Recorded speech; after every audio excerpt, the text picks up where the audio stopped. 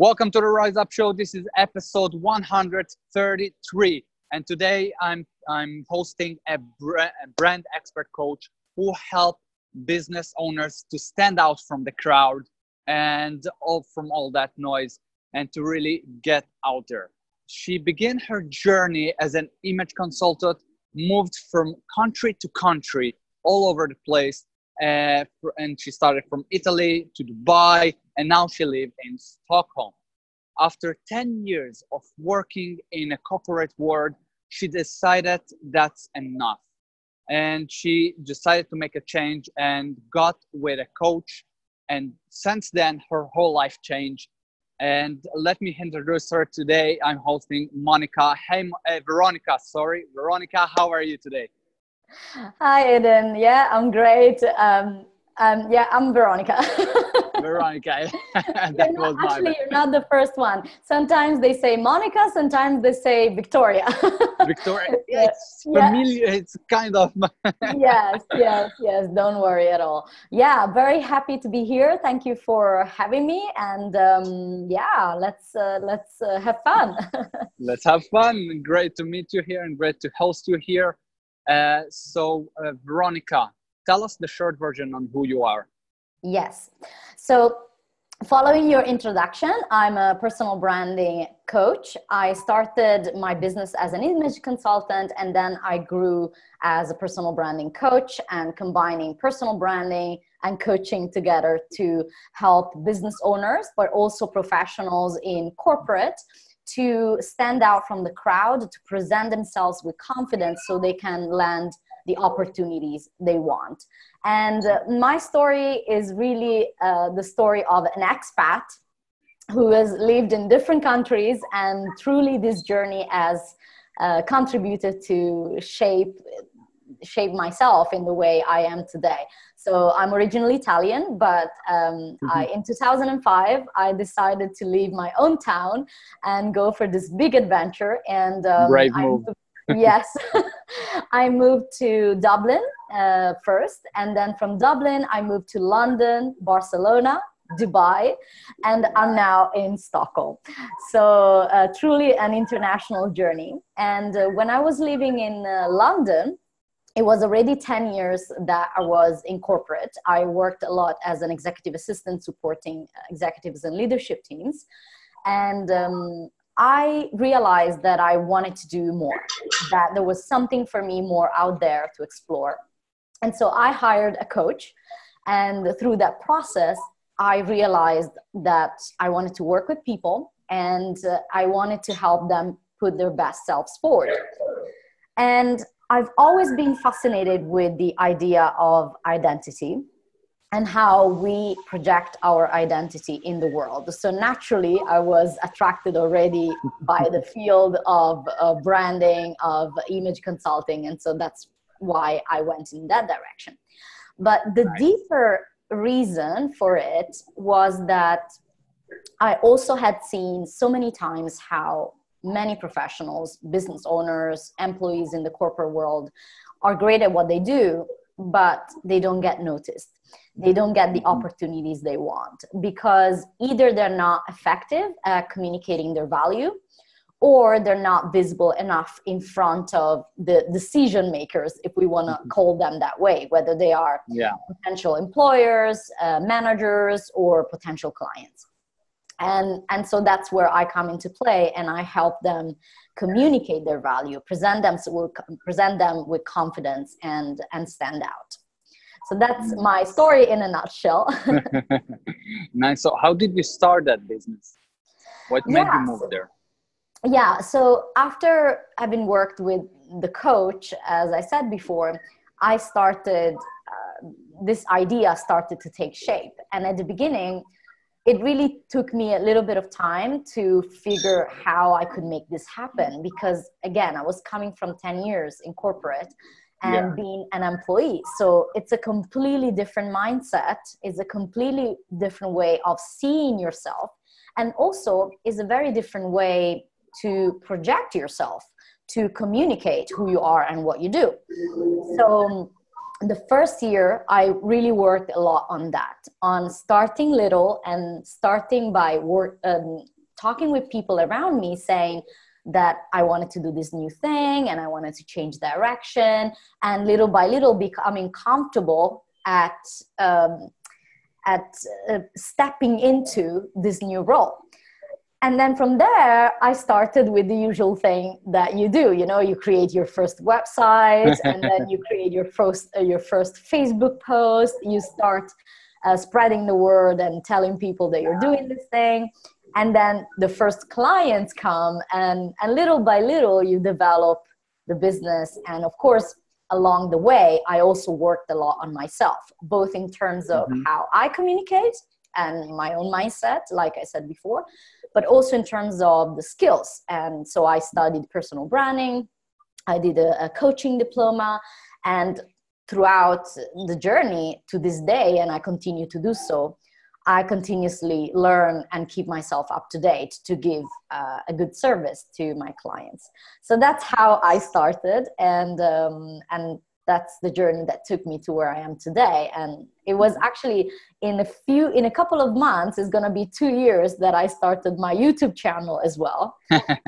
And it's incredible when I look back. This is something that for me, I had never done before. I have never done any of this before. And I think it's important for all of us to really embrace the journey and realize how far we've come, for sure.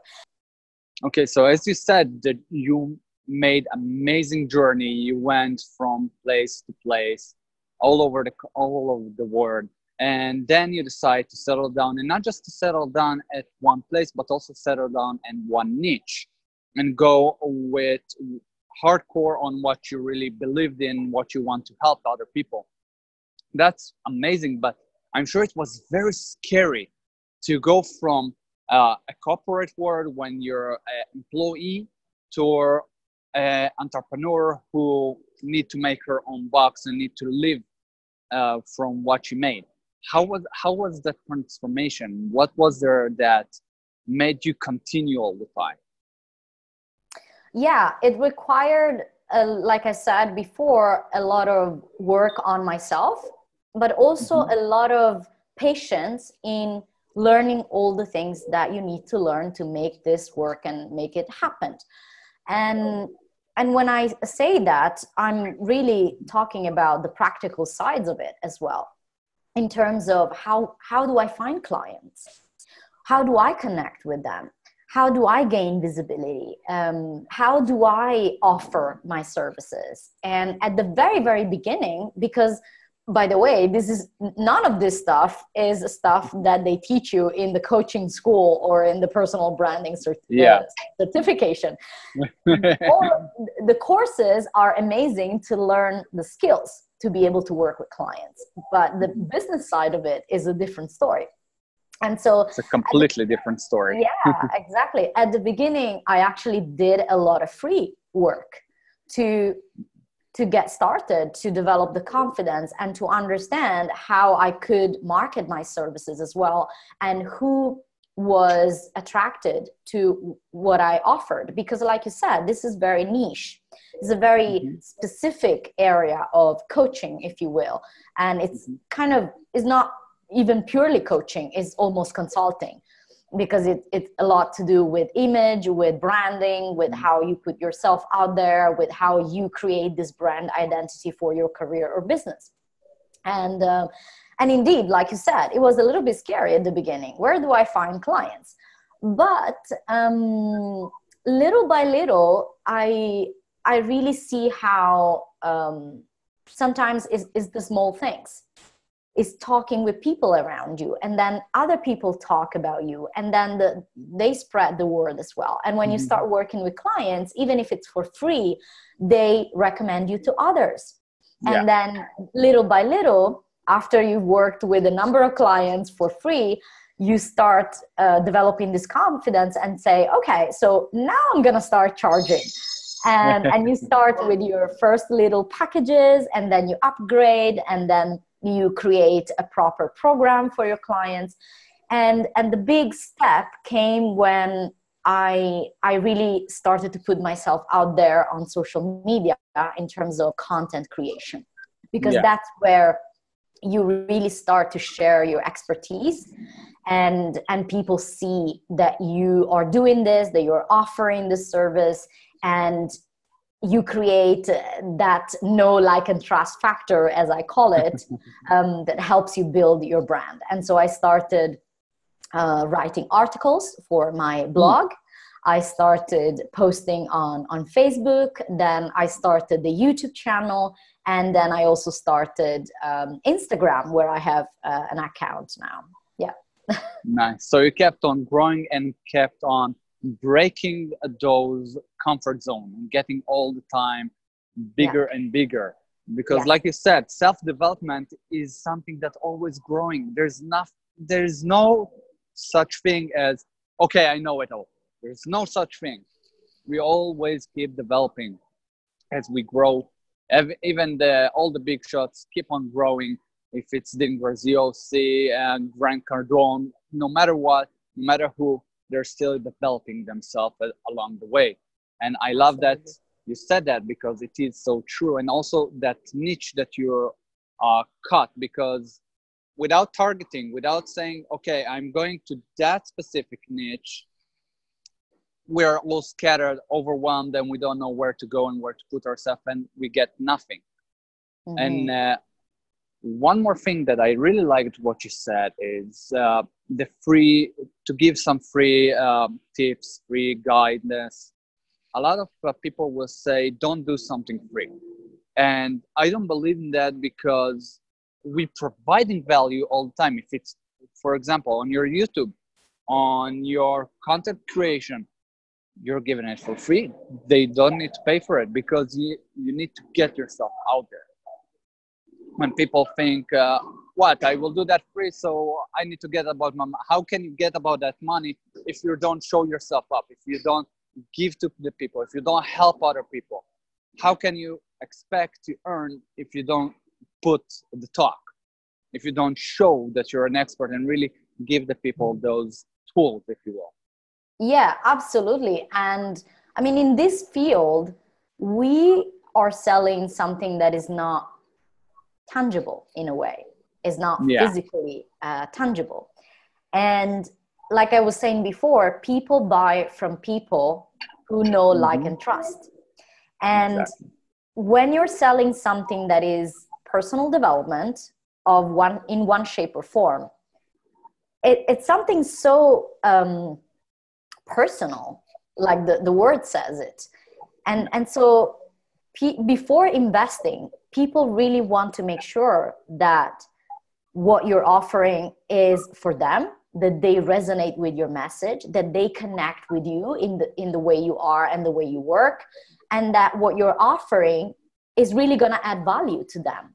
And the only way to show them that is exactly like you were saying, by offering this value, by talking about what you do, by being out there and regularly show up and say, and give them, in a way, a taste of what it is that they're gonna get, if they're gonna get, that they're gonna work with you.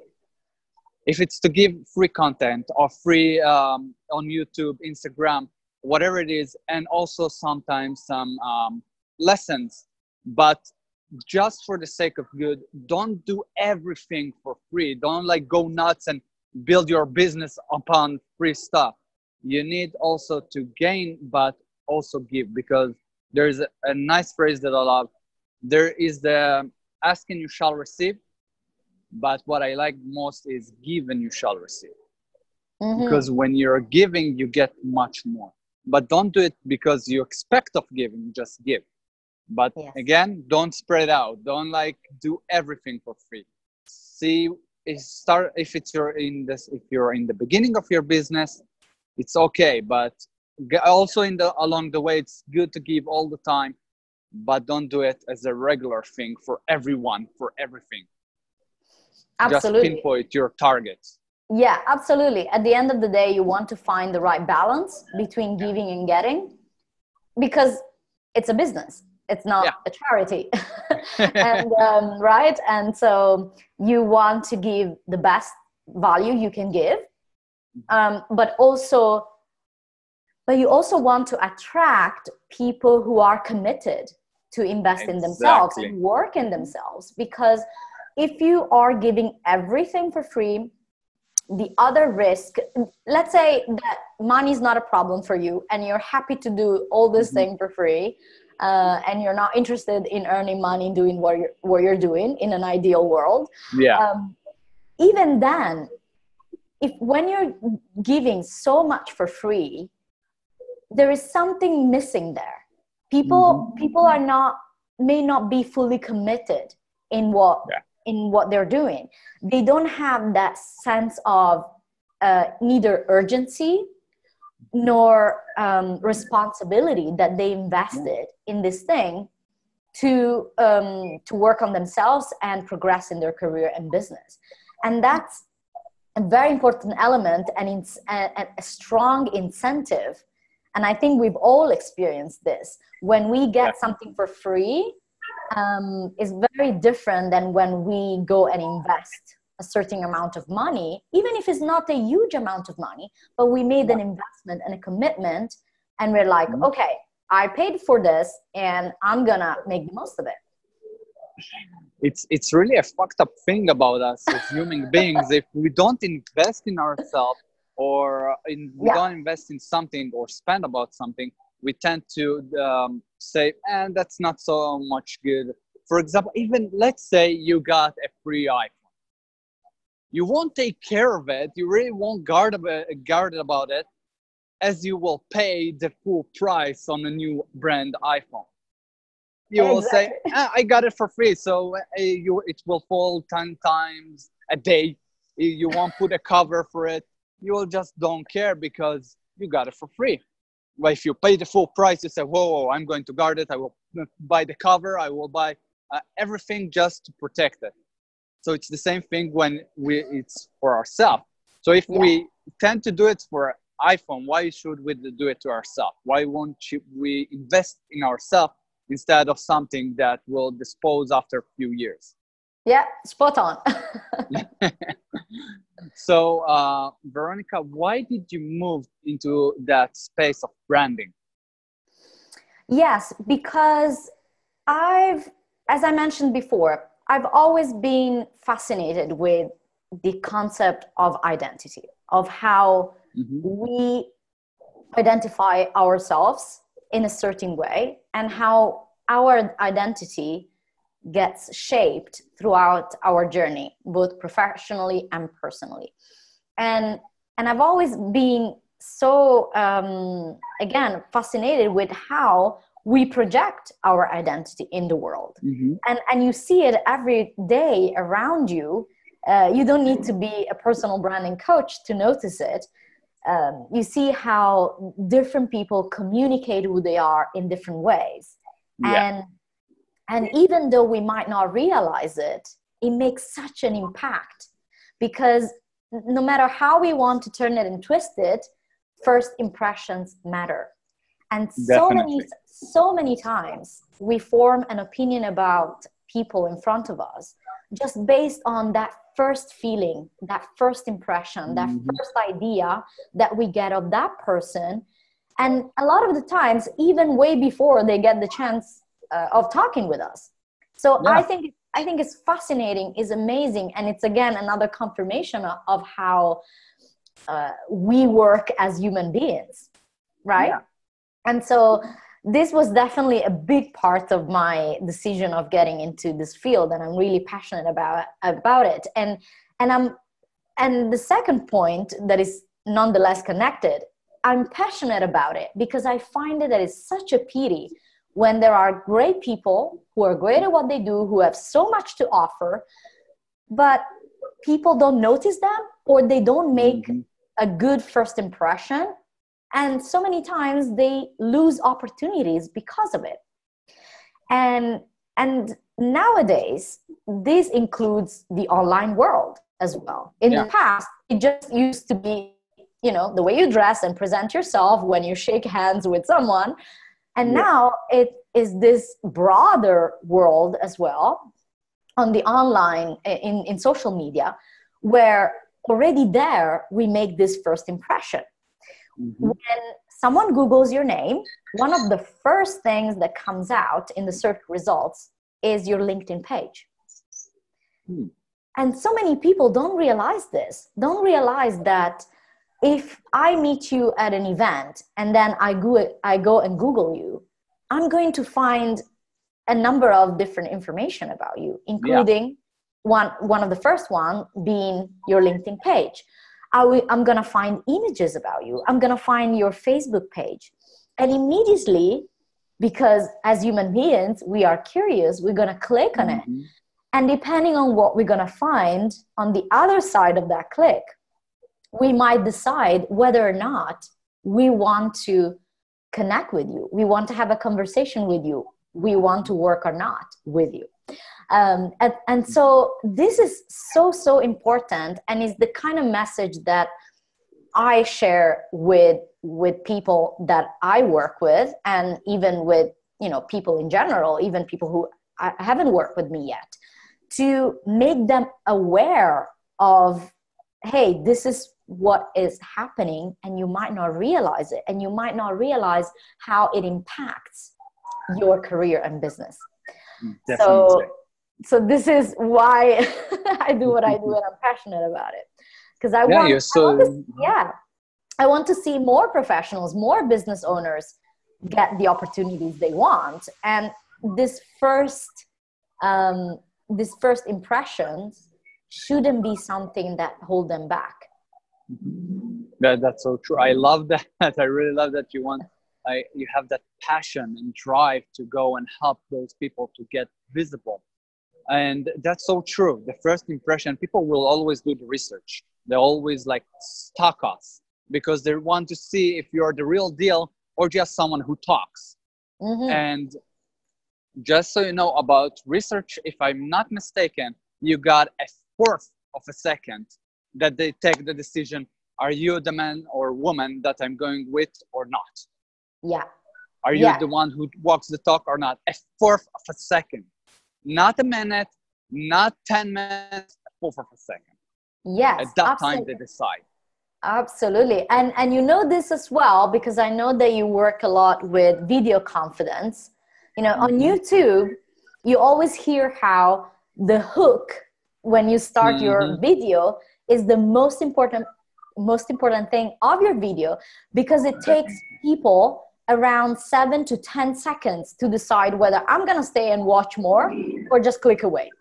And it's it's like they say, our attention span has decreased incredibly since social media, and we now have the attention span of a rat. What's it called? Of a fish. Of a fish, yeah, definitely. Exactly. So taking that into account, that applies everywhere across the channels. When your LinkedIn page comes out in the search results, naturally I'm gonna click on it. And honestly, I'm not going to even scroll down if the first thing I see does not connect with me. So it's so important. The same thing on Instagram, the same thing on Facebook, the same thing on your website. And I also want to add, this is not only about making that first impression so people like me. It's not that. Actually, having a strong brand is not about being liked by everyone.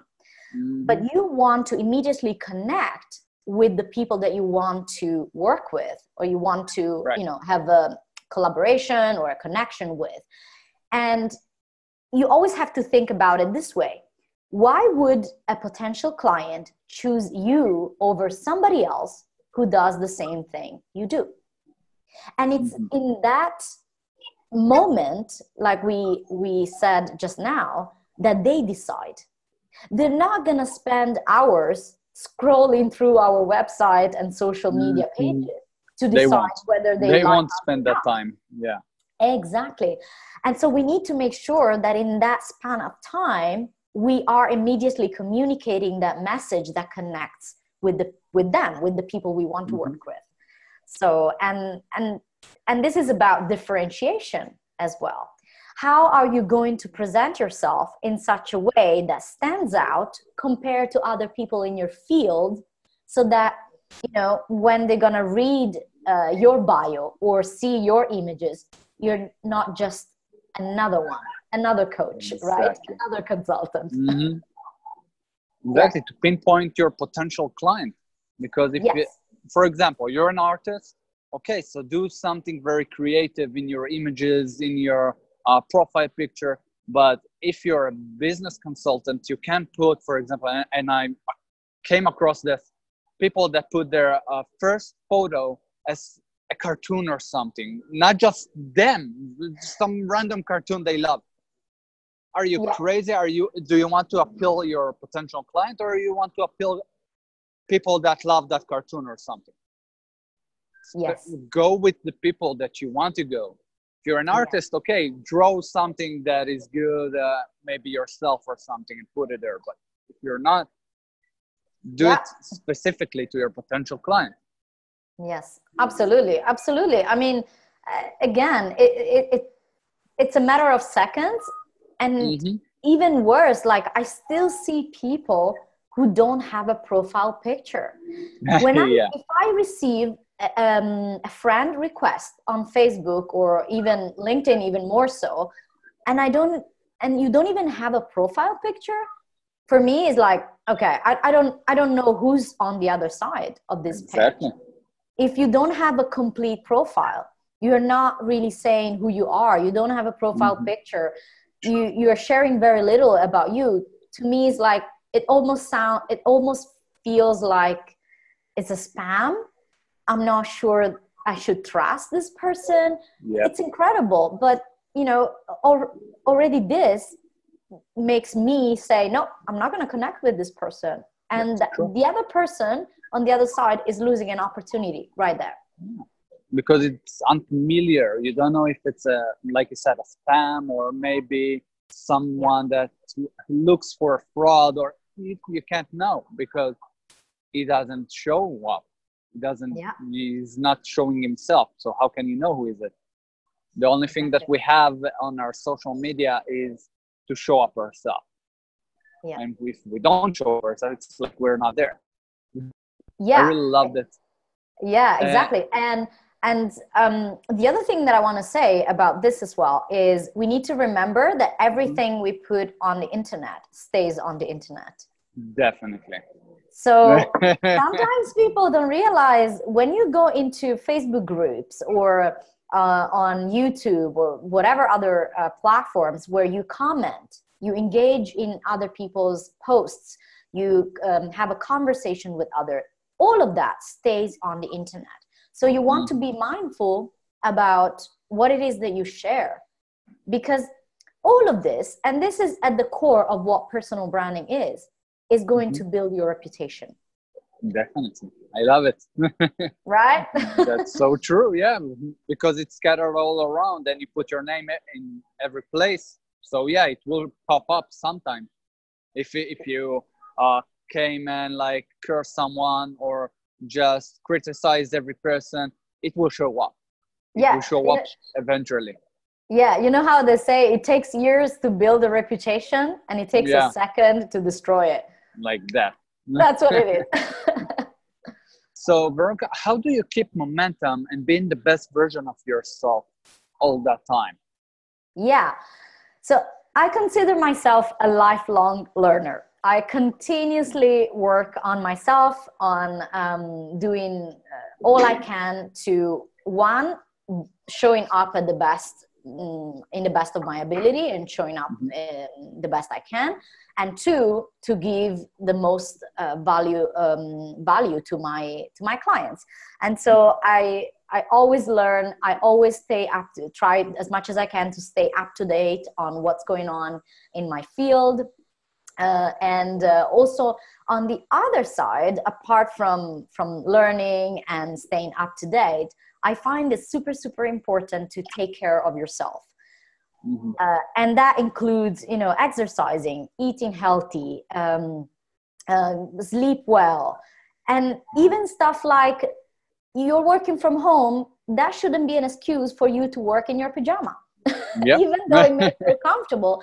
But is this a hobby or is it a business? You want to show up at the best of, you know, in the best you can, because that also unconsciously gives you a different level of energy and a different attitude in the way you do what you do.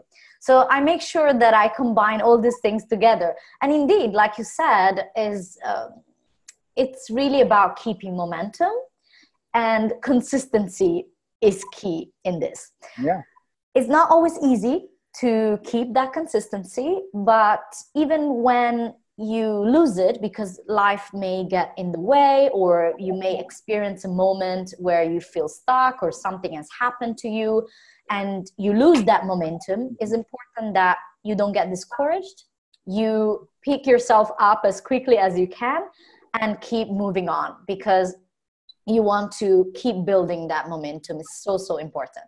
Yeah, that's true. That's where our habits come in, when you said about the exercising that you're doing, and really show up for work, kind of, because it is your business. After, we could sit in our jammies and in our sofa and shoot that video like just like that, and like say, hey, yeah, everything is good, we're doing business. That's not how it works.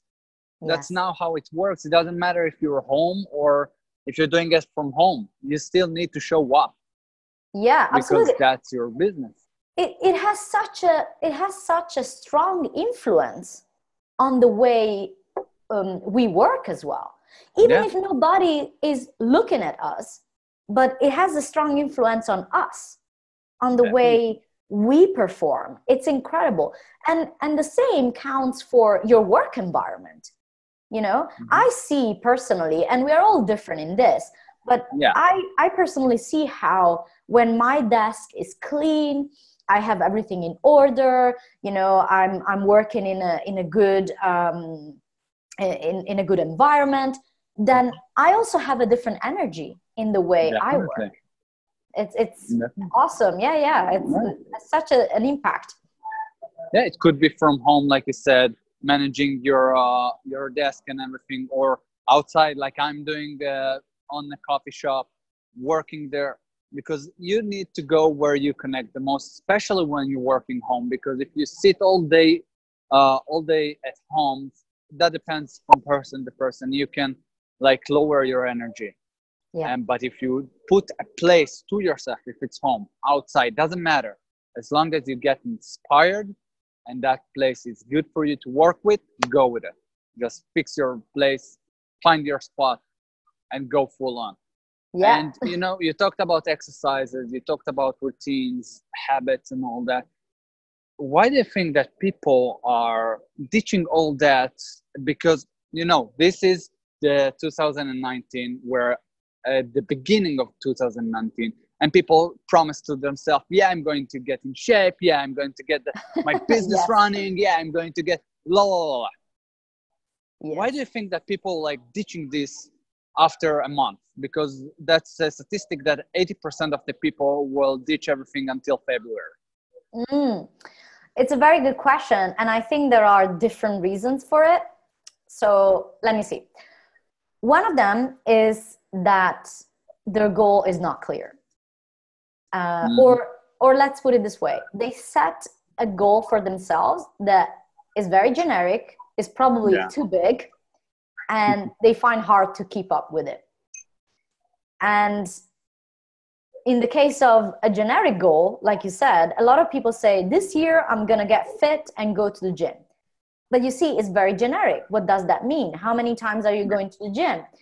What is the end goal? Are you going to lose X amount of kilos, or are you gonna you want to fit in those trousers that that feel tight now? What is it specifically that you want to achieve? And it's the same with business. Saying, oh, this year I'm gonna start my business and I'm gonna, you know, make it happen. Yeah, great, but what does that mean exactly? what do you need to do? Do you need to get X number of clients? Do you need to post X number of videos or whatever on social media? So you need to really specify. And that's one of the reasons I find that a lot of the times people set very generic goals for themselves. And so the goal doesn't feel concrete enough for them to stick to it. Other times the goal is not realistic, is too big, and it's not because they cannot achieve it, but there might be at a point in their journey where they're not there yet. And so they're not realizing that they're setting a goal that is way bigger for where they are right now. And so when they see that they are not achieving it, they get discouraged and they give up a lot of the times. Which lead me to the third point, which is also most probably one of the reasons why this happened. And it is that they don't have an strong enough motivation, strong enough reason, strong enough why they do what they're doing. Again, you can say, oh, this year I'm going to start my business and it's going to be great and I'm going to do this new thing. But why? What does this mean to you? And if you, I mean, and I don't expect and I don't believe that you should have a super big why that was going to change the world. It doesn't have to be that if it's not the case, but it should be at the very least mean something to you in such a way that for you it's going to be important to achieve it. Because if you don't see that into what you're doing, it's going to be easy to give up when you face the first challenge because, okay, well, it didn't work out. It wasn't that important anyway, right? So this is my analysis. There might be other reasons, of course, but in my experience working with clients and seeing people around me, also in my own experience, I think that these are normally the main reasons. That's so true because, you know, when the whole setting goals came into the world, and if I'm not mistaken, that was Earl Nightingale who started it. So goals are great, but you need something more meaningful. Like you said, you got to put something there, concrete. When he just came out with that was like a brand new thing. So if you set a goal that could be like, wow, I'm focused, I have a goal for my very first time. But today a goal like it lost its meaning. So you don't just need to put a goal there, but you also need, like you said, find the meaning of it, find why you do it. Exactly like you said. And that's very important because then we just lose it. We don't have a meaning for it. It's not something to develop for. Like you say, if you go to the gym and you want a goal to lose weight, that's great. What is the meaning of it? And after that, where do you want to develop? Because, okay, you reach that goal and now what? Yes. You reach that goal and now what? Yes. Why is it important for you to lose weight? Exactly. Right? It's the same. Why do you want to earn X amount of money in your business? What does that mean to you? What will it mean to you once you have achieved it? Definitely. Yeah. Smart questions, smart answers. Great. So what was your biggest struggle and how did you overcome it? Biggest struggle. I think the struggle or the challenge for me has been adapting in this journey, moving different countries in the past 10 plus years. On one hand, it's been great, exciting. I've learned so much and I am so grateful and blessed for having had this experience. On the other hand, every time you're starting again, every time you're adapting to a new place, every time you find yourself having to find yourself trying to create this new life in a way in this new place where you're living. And even if you are the same person, and you may have all the comforts around you, but you're still in a new environment. You might face a different culture, a different language, a different climate. And this then has also an impact on your business, because I started my business in London, and then I brought it with me through London, Barcelona, Dubai, now Stockholm. And even if I work a lot online, you're still in a new place, and therefore you attract different types of people. You connect with the different types of people. You function differently based on this new environment where you're in. So that was my challenge throughout this journey. And I'm really now looking forward to build a little bit more stability in this sense, because I can see how it has a big impact on my business, not only on my life in general. And the other thing I would say is what I talked about before in shaping my identity, coming from being an employee in corporate to being my own boss. And the work is still going. It's not like you said, I really like what you said at the beginning. There's never an ending point. It's a continuous work.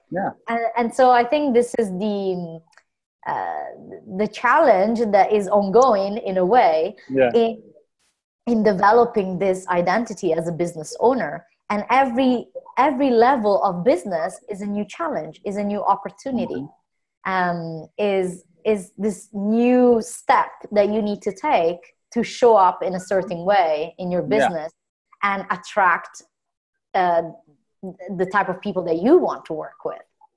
So, because the minute you stop and sit in your pajama all day long at the bed, or binge on Netflix, or playing video games, it doesn't matter. Then you lose everything you build. You can say that's it. I have enough. I can earn automatically, whatever, but it will deteriorate it little by little if you don't put the work in it. You don't put the grind in it. A lot of people are chasing after the shiny object, and they think that, this thing will make me the bucks, and then I can sit all day long and binge on Netflix. Well, no. I'm sorry to burst your bubble. That doesn't work like that. The thing is that when you're doing the thing that you're passionate about, like you, like other mentors, that's where it becomes a game. That's when it becomes fun, and you don't work anymore. You're just playing the game and enjoy that. That's the part when you don't work anymore. You still put a grind, you're still working on it, but you're just playing. Yes. Yeah. Very, very interesting perspective. Absolutely. So, what is the biggest struggle your audience experience? Yeah. So I typically see two scenarios. The first scenario is people who lack clarity in what it is that they're offering, in what their skills and qualities are. And therefore, because they lack this clarity, and also a lot of the times they may have a lot of different ideas and interests that they want to combine together, when they present themselves, they are a little bit confusing. And because of it, they confuse themselves and they confuse people who are listening to them. And they risk losing opportunities because of it. The second scenario is the case of people who may have already a certain level of clarity in what it is that they offer, what it is that they want to do. They are pretty self-aware in terms of their qualities and skills, but they're not effective at communicating it to the world. And when they present themselves, they may not create a first great impression. That's what I was saying before. And so they need to work on matching all these great things that they offer with how they present it to the world, both online and in person. So these are typically the cases that I see. And that's how I work with my clients, whether it's clarity or whether it's how you present yourself out there. Nice. So can you share with us some inspiring moment you have with a client? Yeah, I feel really blessed and grateful for having worked with amazing people, truly. And oftentimes I feel that I've learned just as much from them as they learned from me. So this is to start with. In terms of experience with my clients, I had people who successfully transitioned from corporate to starting their own business, just like I did. And I actually remember one client especially who was in a leadership role in a big corporation. And at some point, she realized that she wanted something different for her life. And it wasn't so much about changing direction in terms of her career, but more designing a life that was more suited for her in terms of work-life balance and having the freedom to do what she wanted to do in her time and or on her own terms. And so we worked together on repackaging in a way her expertise and her skills so that she could go and work as a consultant, as an independent professional, doing what she already had an expertise in. But it was, of course, a challenge for her because this meant that she had to rebrand herself. So she had to update her LinkedIn page. She had to create a website. She had to start talking about herself in a different way, even though she was selling the exact same expertise, but this time it was as her own boss. And so it's amazing. Like even up to a couple of months ago, she emailed me saying how she's getting her first clients and her consulting business is growing. So it's really amazing to see this transformation. I also worked with other consultants and coaches like ourselves who were already already had their business, but they couldn't really create the results that they wanted to create because they didn't have a well-defined brand. And so we worked on clarifying their message. We worked on matching this message with how they were presenting themselves, both online and offline. And one of them, I remember emailing me shortly after we finished the program, saying how she was so excited that finally she could go to networking event and be happy to present herself because she was finally confident and clear, and people would go to her and be curious about what she was doing and wanting to know more. So that alone is a great achievement, even beyond the website and the LinkedIn page. It is amazing change. Yeah, amazing change. Absolutely. So sometimes it's really just the fact that they are finally able to articulate what they do in a way that truly communicates their value and that makes them feel confident when they present themselves. Yeah. And especially when they come from this transition, it takes a little bit of time. I know because I've been there. So for me, that alone, even if I were to take out all the rest of the work that we do together in terms of social media and LinkedIn and websites, that alone is a great starter for them to take their business to the next level. And in addition to that, I also work with people in corporate. I had people who, after working with me and after updating their LinkedIn, they got contacted from big companies in their industries, and they were like, oh my God, like after I updated my LinkedIn, I had such and such company reaching out. And so their perceived value in the marketplace has increased dramatically just because of that. Amazing. So I'm really grateful. I really worked with amazing people, and I want to continue to work with amazing people, of course. That's so amazing that you're doing all that and you get the clients that cooperate and do everything.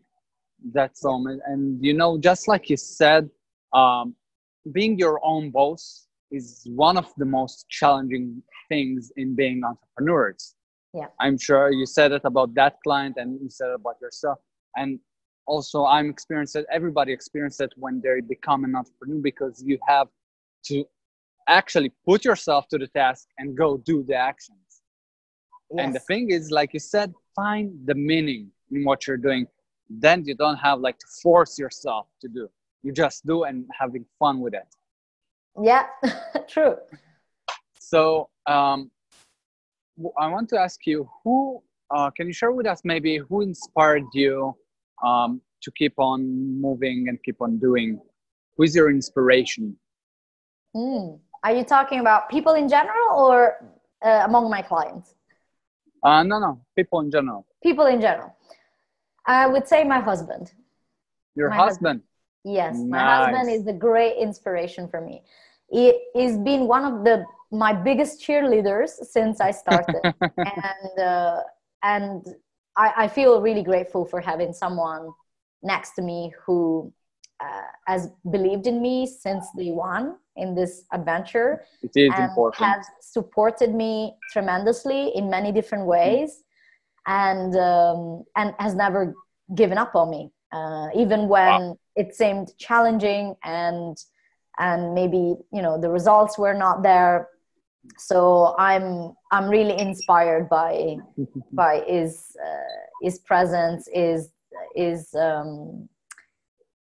the way he's been supporting me throughout this journey. That's not taken for granted, and I'm sure he will love to see it on the interview. Absolutely. No, but I tell him this all the time, so he knows very well. Absolutely. Yeah. So we're coming into the end of the interviews, and I want to ask you, if you had gone back in time, what advice can you give to your younger self? Great question. I think I would start earlier. Earlier. Yes, I think you're not the first one that I encountered. Right? Yeah, I think I would start earlier, because looking back, I know I already had this feeling, this voice inside of me saying, you need to go out there, you need to do more, you need to explore, there's something more for you. But it took me time to act on it. And I dwelled on it, and I wasn't, and part of it was lack of clarity, maybe lack of confidence as well at the time. And so looking back, I would definitely start earlier. However, I must say that I also believe that things happen when the time is right. And if it didn't happen earlier, it's because I wasn't ready yet. So I also value the timing in these things. I think they're so important. And the other thing that I want to say is, besides my business, what I would probably do looking back is I would start earlier in actually investing in myself, in working in myself. I didn't know anything about coaching and the world of coaching before starting my business. And if I knew before, I would have already invested in myself, in working with a coach, and developing my confidence, gaining more clarity in what I wanted to do earlier. And I think that would have had a direct impact then on me starting perhaps earlier this business journey as well. So that's what I would say. So much sense. Yeah. I love it. But like you said, you said that, it could be that you weren't ready, but you should invest in yourself. That's for sure. And don't wait for the perfect moment, people. There is no perfect moment. There is no. There isn't. Just do it. Yes. Yeah, absolutely. So if you had one chance to deliver the one message that will stay written in history, what will it be? Wow, one message signed by Step Up with V. I think, and it's probably nothing new, we've heard it already, but I think it's still worth to say it. And this for me is a reminder that I use for myself, and I would love to spread it to the world and for people to keep it as a legacy, let's say, is that on this earth, we have one life only. We need to make the most of it. So Damn many right. times we get caught up in the small things, in the small complaints, in the small stuff that doesn't really matter. And it's human. We all do it. It's Yeah. easier said than done. However, it's really, really important that we remind ourselves that on this earth, we have one life only. We shouldn't waste our precious time. And we should be living in a way that is doing what we enjoy doing. And even if we are doing something that we don't fully enjoy, because it happens in life, it's not all, perfect, as we all know, to try and make the most of whatever experience we are experiencing, including the challenges, to learn from it, to gain value from it, to and also live our life building meaningful relationships, doing things that are meaningful for us. Living fully. It sounds easy. It's not that easy at times, but again, if I had one message to for people to keep throughout history, let's say, this would be the one. Definitely. I love that. That's that's amazing message. I really love that. Veronica, I want to ask you something. Can you share with our audience a golden nugget about branding? One golden nugget that you can share with us. Yes. I would say, remember that a lot of branding is emotional. People buy from people who know, like, and trust. Your job in building your brand is not about being liked by everyone, is by creating a well-defined brand identity that will connect emotionally as well with the people you want to work and interact with. So this is what I would say as something to always remember when you are in doubt. How should I build my brand, and what does it mean, and how can I make it work? Remember this. Remember that the first impressions that we talked about. Remember that a lot of it is emotional. Remember that people justify what they buy emotionally. Sorry, they buy what they buy emotionally, and then they justify it logically. Exactly. And that's the core of branding. So you need to create that connection, that emotion. Also having the courage of standing for what you stand for, and offering what you're best at, and being who you are without worrying about the fact that there will be people that may not like you or may not resonate with your message. There will be. Exactly. For sure. But instead, embrace it. Because actually, when that happens, it means that you have built a strong brand. And you're on your way. Exactly. Strong brands are not brands who, in most cases, are not brands who are liked by everyone. Sure.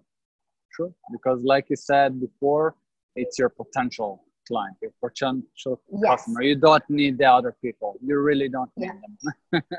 When you try to appeal to everybody, you end up appealing to nobody. Yep. You end up with nothing. That's how I would end with this tagline. Love it. So, Veronica, can you share with us how can people get to know more about you? Yes, absolutely. If you're not connected yet, I would love to connect with you. If you're interested in knowing more about personal branding, about how I can help you build your personal brand to take your career and business to the next level, you can connect with me on Facebook, on LinkedIn, on Instagram. I'm also on YouTube. I have a YouTube channel, and you can find me either as Veronica Mesuraca or Step Up with B. That's the name of my business. And of course, please come and check more about what I do on stepupwithb.com, where I talk more about what I offer. I also have all my videos and resources, and where you can also download my free guide, 4 steps to build your personal brand. It's a fairly comprehensive guide that walks you through the steps that you need to take to build your personal brand. There are exercises in there. There are examples. It's quite visual as well. So yeah, why not? Nice. That sounds amazing. People grab that freebie. The free guide, you gotta grab it. Absolutely. Don't miss it. I keep updating it as well. So nice. I keep it, I keep it fresh and current. So it's worth being there. Yes. So really, thank you, Veronica, for your time and being here. I really appreciate that you're being here, and I appreciate you. That was amazing interview. And again, thank you for being here. Thank you. Thank you for having me, and thank you everyone for watching. Yeah.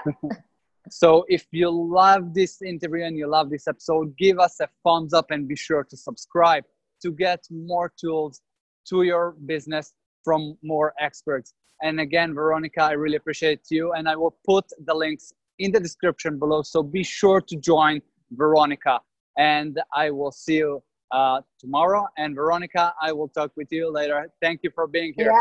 Thank you. Bye, everyone.